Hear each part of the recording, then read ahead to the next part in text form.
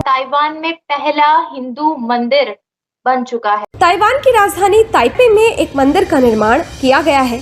इस मंदिर के बनने के बाद चीन में भी हलचल तेज हो सकती है और उसे भी मिर्ची लग सकती है। देखते हैं कि इंडिया चांद पर और हम नाजुक मोड़ पर।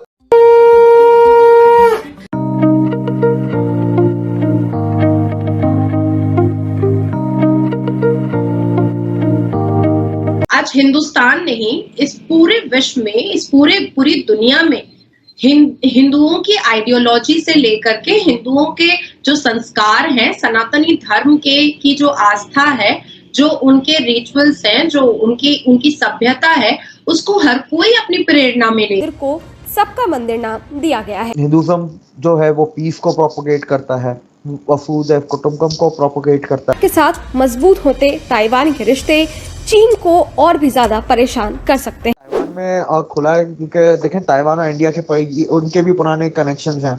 आप जाएंगे तो ताइवान का घूम फिर के कहीं ना कहीं नेताजी सुभाष चंद्र बोस का वो कनेक्शन है और दूसरा वर्ल्ड वॉर 2 के टाइम का कनेक्शन है। प्लस अब आप इसमें आ जाएंगे ताइवान की हमेशा सॉवरेनिटी की, आज़ादी की इंडिया ने रिस्पेक्ट की है, सपोर्ट की है, चाइना के एग्रेशन के अगेंस्ट गए हैं। रिसेंट टाइम्स में ताइवान और इंडिया की इकोनॉमिक कोऑपरेशन, कल्चरल कोऑपरेशन बहुत बड़ी है। करंटली इंडिया के अंदर ताइवान के 3 कल्चरल और इकोनॉमिक कोऑपरेशन के सेंटर हैं, तीसरा अभी जाके खुला है या अंडर कंस्ट्रक्शन है, 2 ऑलरेडी ऑपरेटिंग है, पोजीशन में है। फिर अभी ताइवान और इंडिया के बीच में एफटीए की बातें भी चल रही हैं। फिर सेमीकंडक्टर की ताइवान की कितनी कंपनियां आई, जैसे फॉक्सकॉन वगैरह सब ताइवान की हैं, तो वो कितनी आई हैं, उसके अलावा और कितनी आई है, एसर भी आ गई है और बहुत और दूसरी डेकाट्रॉन वगैरह भी आई हैं। फिर आप उसके ऊपर जाएं कि अब मल्टी लेवल इंगेजमेंट्स हैं डिफेंस के ऊपर। अभी डिफेंस चीफ वगैरह ताइवान पे गए हुए थे, ठीक है।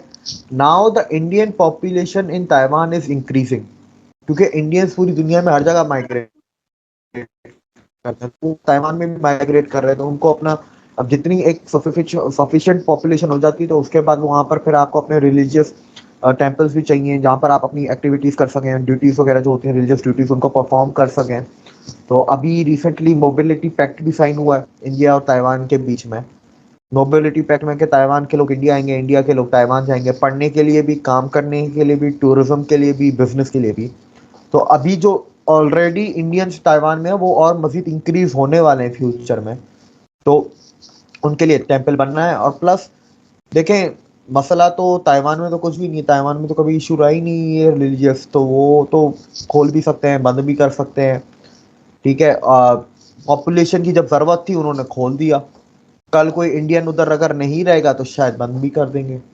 उधर तो ये इश्यूज कभी रहे ही नहीं है ना, वो तो अपनी पॉपुलेशन को फैसिलिटेट करते हैं। तो अगर भाई 100 लोग हैं तो 100 लोग कम से कम अपनी ड्यूटीज, रिलीजियस ड्यूटीज होती हैं, फेस्टिवल्स होते हैं, प्रेयर्स होती हैं, वो कहाँ करेंगे। तो उन्होंने टेम्पल बनाया। अब वैसे तो 100 नहीं है, हजारों में इंडियंस हैं। ताइवान की राजधानी ताइपे से हैरान कर देने वाली खबर सामने आई है।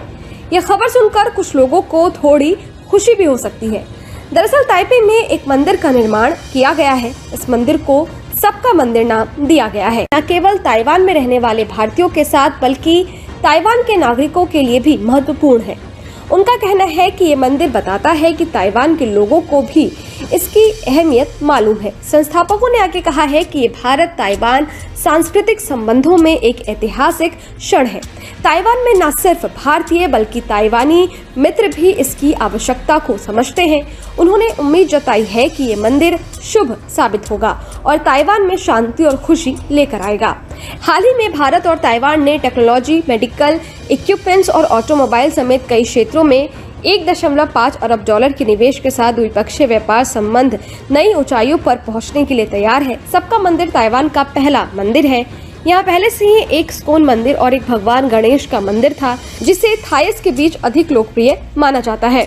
इस मंदिर के बनने के बाद चीन में भी हलचल तेज हो सकती है और उसे भी मिर्ची लग सकती है, क्योंकि चीन और ताइवान के बीच पहले से ही तनाव बना हुआ है।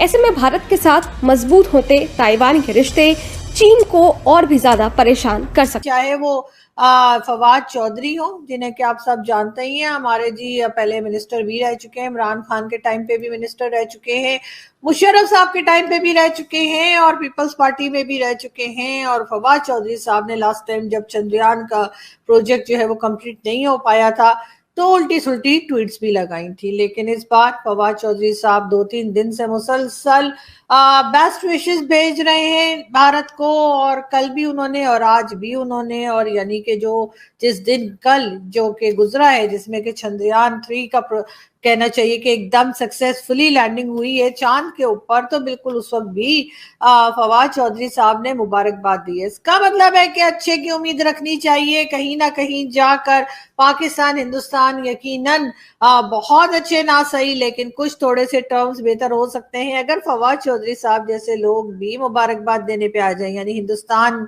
ने इतनी ज्यादा अपनी तरक्की की है, सक्सेस ली है, चाहे वो इकोनॉमी हो, चाहे फॉरेन पॉलिसी हो, चाहे इस तरह के प्रोजेक्ट्स हो जैसे चंद्रयान 3 और दूसरे, के भारत और पाकिस्तान सबको ही मालूम है कि 36 का आंकड़ा रहता है, लेकिन इसके बावजूद मजबूर हो गए फवाद चौधरी मुबारकबाद देने के लिए। फवाद चौधरी ने यह भी कहा कि पाकिस्तान टीवी चैनल्स को चाहिए कि वो आज के दिन यानी कि जब चंद्रयान का प्रोजेक्ट कंप्लीट होने जा रहा था, लैंडिंग होने जा रही थी, तब फवाद चौधरी साहब का कहना यह था कि जी पूरा दिन टीवी चैनल्स पे दिखाया जाना चाहिए था और पूरी लाइव कवरेज होनी चाहिए।